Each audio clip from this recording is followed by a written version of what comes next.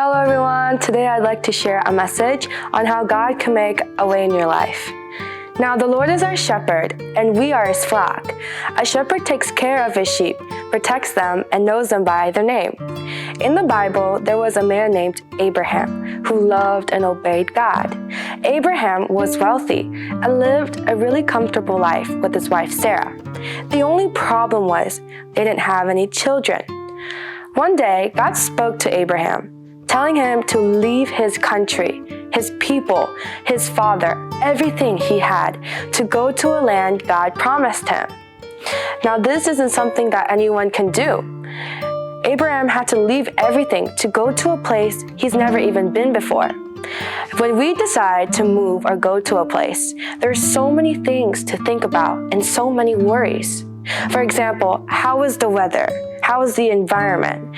Where are we going to stay and what we're going to do? Despite all of that, Abraham stayed obedient to God. God also had a plan for Abraham. God promised Abraham that he would make out of him a great nation, and his descendants would be blessed through him. And many great things would happen. This was huge for Abraham because God promised Abraham he would have a child, and through him, many more will come. So Abraham took his wife Sarah and nephew Lot and left. Now, when we decide to follow God, it's not always going to be easy. There will be things that we have to overcome. And that's exactly what happened to Abraham. Once Abraham reached the promised land, there was a king named Abimelech. King Abimelech took a liking to Abraham's wife, Sarah. But after King Abimelech took Sarah in, God came in his dreams, warning him to give Sarah back to Abraham. If he didn't do this, it would result in death for him. This was because King Abimelech had unlawful desires for Sarah, who was already a married woman. And God already chose Sarah, wanting to bless her with a child with Abraham. And because of this, King Abimelech returned Sarah back to Abraham.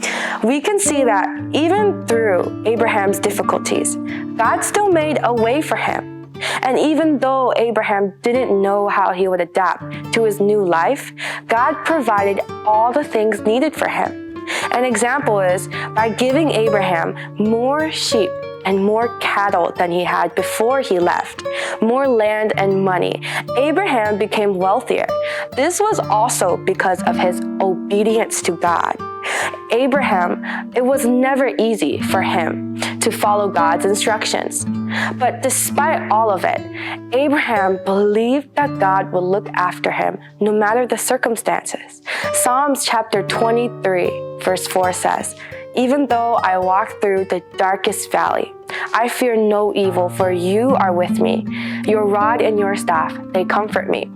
So even when you are suffering, when you cannot see where you're going or what's going to happen, believe that God will direct you and he will lead you through it. God will be wherever you are. God will not tell you to do something without him doing it with you. Also, I want to encourage you all to stay obedient to God in whatever situation you're in. Your obedience to God can bring you many blessings.